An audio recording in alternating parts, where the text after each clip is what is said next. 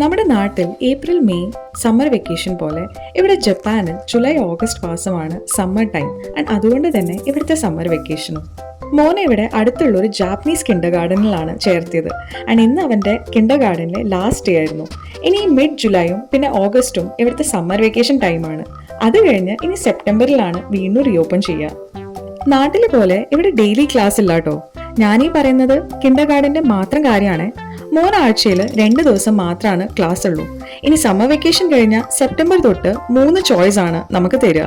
ആഴ്ചയിൽ Monday Thursday അല്ലെങ്കിൽ Tuesday Friday, അതും അല്ലെങ്കിൽ Monday Tuesday Thursday and Friday, ഈ 4 ദിവസം.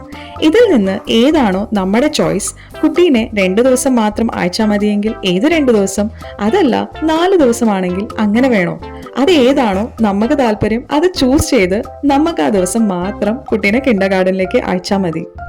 എന്താലേ, ജപ്പാനിൽ അതുപോലും യുണീക്കാണ്. സംഭവം അടിപൊളിയല്ലേ? സ്കൂൾ പോവാൻ ഇഷ്ടമല്ലാത്ത അല്ലെങ്കിൽ മടിയുള്ള കുട്ടികൾ ഉണ്ടെങ്കിൽ അതിന് വരെ ഇവിടെ സൊല്യൂഷൻ ഉണ്ട്. ജപ്പാനിൽ വന്നപ്പോൾ തൊട്ട് എല്ലാം നല്ല രസകരമായ ഓരോ എക്സ്പീരിയൻസസ് ആണ്. ഞാൻ നേരത്തെ പറഞ്ഞ കാര്യം മോൻ പോകുന്ന ജാപ്പനീസ് കിൻഡർ ഗാർഡന്റെ മാത്രമാണ് കേട്ടോ. ഇന്റർനാഷണൽ സ്കൂൾസ് അല്ലെങ്കിൽ മറ്റു പല ജാപ്പനീസ് സ്കൂൾസിൽ ചിലപ്പോൾ വേറെ രീതികളും ഉണ്ടാവാം.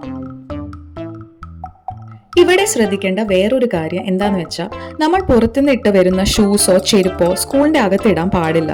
കുട്ടികൾക്കായാലും നമ്മൾ അവരുടെ കയ്യിൽ അകത്തിടാൻ ഒരു സെപ്പറേറ്റ് പെയർ ഓഫ് ഷൂസ് കൊടുത്തു വിടണം. അത് കുട്ടികളോ അവിടുത്തെ സ്റ്റാഫോ ഇനിയിപ്പോൾ പുറത്തുനിന്ന് വരുന്ന ആരായാലും എല്ലാവരും ഫോളോ ചെയ്യേണ്ട ഒരു റൂളാണിത്. ഇനി എങ്ങാനും നമ്മൾ കയ്യിൽ എക്സ്ട്രാ പെയർ എടുക്കാൻ മറക്കുകയാണെങ്കിൽ അവർ നമുക്ക് വേണമെങ്കിൽ പ്രൊവൈഡ് ചെയ്യും. പക്ഷെ എങ്ങനെ ആയാലും പുറത്തുനിന്ന് ഇട്ട് വരുന്ന ഫുട്വെയർസ് അകത്തേക്ക് ഇട്ട് പോവാൻ ഇവിടെ അലൗഡ് അല്ല.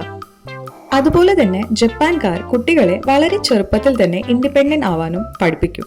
അത് സ്വന്തമായി ഷൂസ് ഇടാനാവട്ടെ, സ്വന്തം സാധനങ്ങൾ എടുത്തു വെക്കാനോ മാറ്റി വെക്കാനോ ആവട്ടെ, ഫുഡ് കഴിക്കാൻ, ഒറ്റയ്ക്ക് ഹാൻഡ് വാഷ് ചെയ്യാൻ, നമ്മൾ യൂസ് ചെയ്ത ഏരിയ ക്ലീൻ ആക്കി വെക്കാൻ, അങ്ങനെ ഒരാളുടെ ലൈഫിൽ അയാൾ ചെയ്യാനുള്ള എല്ലാ കാര്യങ്ങളും, അത് എത്ര ചെറിയ കാര്യമാണെങ്കിലും സ്വന്തമായി ചെയ്യാൻ വളരെ ചെറുപ്പത്തിൽ തന്നെ ഇവിടെ പഠിപ്പിക്കും.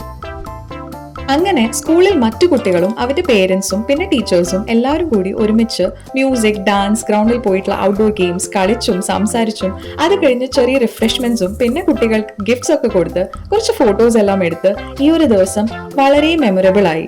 കുറേ വർഷം കഴിഞ്ഞ് നീരവ് വലുതായി ഈ മൊമെന്റ്സ് എല്ലാം പിക്ചേഴ്സിലൂടെ കണ്ട് ഓർക്കുമ്പോൾ ഇത് അവന് ഒരുപാട് പ്രിയപ്പെട്ട ഒരു ബ്യൂട്ടിഫുൾ ഗോൾഡൻ മെമ്മറി ആയി ഇരിക്കട്ടെ എന്ന് ആഗ്രഹിച്ചുകൊണ്ട് തൽക്കാലം സയനാര, ജാപ്പനീസിൽ ഒരു ഗുഡ് ബൈ പറഞ്ഞതാട്ടോ. അപ്പൊ അത്രേ ഉള്ളൂ. വീഡിയോ ഇഷ്ടപ്പെട്ടുവെങ്കിൽ do like, comment, share and subscribe. Thanks for watching. Stay in touch. Okay, by.